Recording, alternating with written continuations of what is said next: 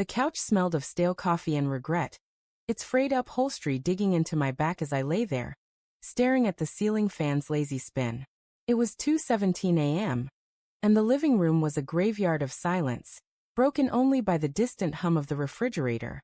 Upstairs, my wife Clara slept in our bed, though it hadn't felt like ours in months.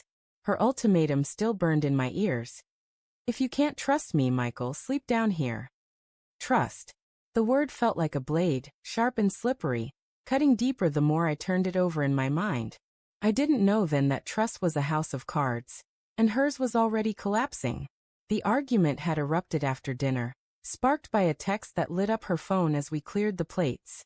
She'd snatched it away too quickly, her laugh too bright, her excuse, a work group chat, too thin. I'd seen the name flash across the screen. Elliot. Not a colleague. Not a friend I'd met. Just a name that had been creeping into our life like damp rot. Mentioned in passing, dismissed with a wave, but always there, lingering. When I asked who he was, her eyes had darted to the side, and her voice had sharpened. You're paranoid, she'd said, slamming a dish into the sink. Sleep on the couch if you're going to act like this. So here I was, banished, my heart a tangle of doubt and dread, wondering when my wife had become a stranger. Morning brought no clarity.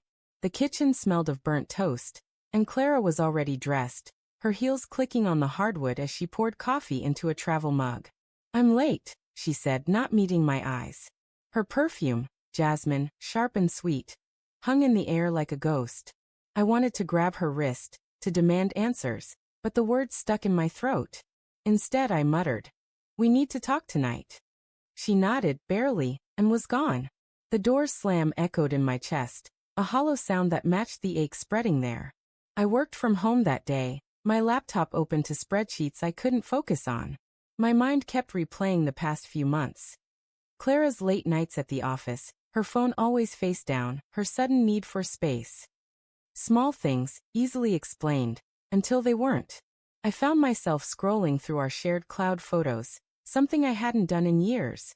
There she was, smiling at a company retreat, her arm around a man I didn't recognize. Tall, broad-shouldered, his hand resting too comfortably on her waist. The caption read, "Team bonding." But the look in her eyes, bright, unguarded, felt like a punch to my gut. I zoomed in, searching for clues, hating myself for it. Was this Elliot? Was I losing my mind? By evening, the house felt like a pressure cooker. Clara came home at 9, her face flushed, her hair slightly mussed. "Long day," she said, kicking off her shoes. I stood in the kitchen doorway, arms crossed, my pulse thudding in my temples. "Who's Elliot?" I asked, my voice low but steady. Her shoulders stiffened, and for a split second, her eyes betrayed her, wide caught, before narrowing into defiance. "I told you he's from work. Why are you doing this?" Her tone was sharp, but there was a tremor beneath it, a crack in her armor. I stepped closer, my voice dropping to a whisper. "Because you're lying to me." The fight that followed was a storm of accusations and denials. She called me controlling. I called her distant. She swore Elliot was just a friend, but her words felt rehearsed, her gestures too practiced. When I mentioned the photo, her face paled and she stammered, "It's not what you think." But she couldn't explain what it was. The air between us crackled with unspoken truths, and I felt the ground shifting beneath me, the foundation of our marriage crumbling. "I need air," I said, grabbing my keys, leaving her standing in the kitchen, her hands trembling. I drove aimlessly, the city lights blurring through the windshield. My mind churned with memories. Clara's laugh on our wedding day, the way she'd curl into me during thunderstorms, the promises we'd made. Had they all been lies? Or was I the fool, seeing betrayal where there was none? I pulled into a gas station, the fluorescent lights harsh against the night, and checked my phone. A notification from our shared bank account. A hotel charge, 2 weeks ago, in a city she'd never mentioned visiting. My stomach twisted. I called her. No answer. I texted, "We're done unless you tell me the truth." No reply. Back home, the house was dark, but Clara was awake, sitting on the couch, her face streaked with tears. "I didn't want this," she whispered as I walked in. My heart wanted to soften, but my anger was a live wire. Didn't want what? I asked, my voice cold.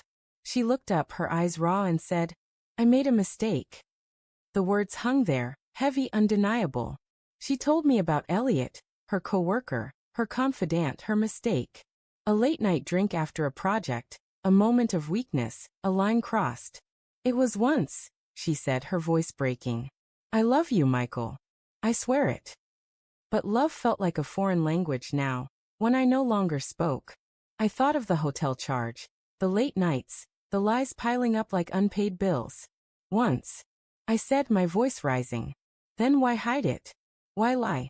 She had no answer, only sobs, and each one felt like a nail in the coffin of our marriage. I wanted to scream, to forgive, to rewind time. But the truth was a wound too deep. I can't do this, I said, my voice barely audible. I pulled out the divorce papers I'd printed weeks ago, when the doubts first became unbearable, and slid them across the table. Sign. Clara stared at the papers, her hands shaking. Please, she whispered, we can fix this. But her plea was a hollow echo, drowned out by the betrayal that now defined us. I didn't trust her tears, didn't trust her promises. Sign. I repeated, my voice hard, though my heart was breaking. She looked at me, searching for the man who'd once loved her unconditionally. But that man was gone, buried under months of suspicion and pain. With a trembling hand, she signed, her signature a jagged scar on the page. She left that night, her suitcase wheels scraping the driveway as she walked away. The house was silent again, but it wasn't the silence of peace. It was the silence of something shattered. I sat on the couch, the divorce papers in my hand, and felt no victory, only loss. Then my phone buzzed. A message from an unknown number. You deserve better. I'm sorry. Attached was a photo, Clara and Elliot, laughing in a hotel bar, time-stamped 2 nights ago. Not once. Not a mistake. A choice. I stared at the photo, my chest tight with rage and grief. The fan above me spun, indifferent, as I realized the truth wasn't just a betrayal, it was a theft. She'd stolen my trust, my love, my future. And yet, as I sat there, alone in the wreckage of our life, I couldn't help but wonder. Had I failed her too? Had I missed the signs, not of her infidelity, but of her unhappiness? The question hung in the air, unanswered, as the night stretched on, cold and unrelenting.